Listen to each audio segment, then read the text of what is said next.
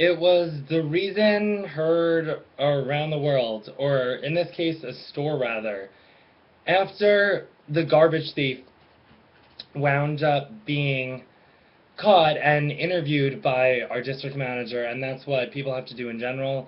Of course, that's what detectives and police officers have to do to try and basically elicit a confession out of anyone. But why I made this blog post about this particular event and titled it the way I did was it was so outlandish that it's just kind of crazy. Not only was this kid doing this for several months and on our watch and, underneath our noses, but the reason he eventually gave for doing it was ludicrous, and the sheer audacity of it still shocks people to this very day.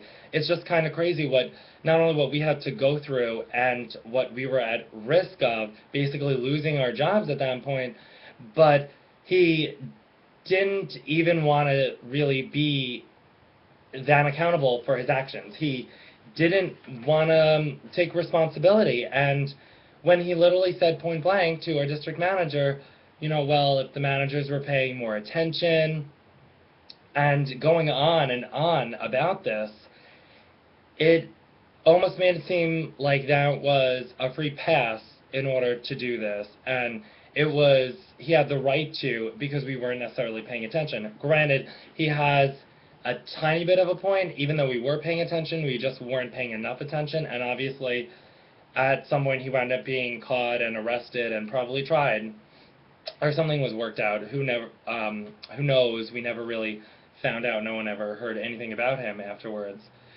But it was beyond ridiculous to hear that, especially when he was an associate who was well trusted with a lot of tasks and seemed like a pretty good kid, and then this was going on.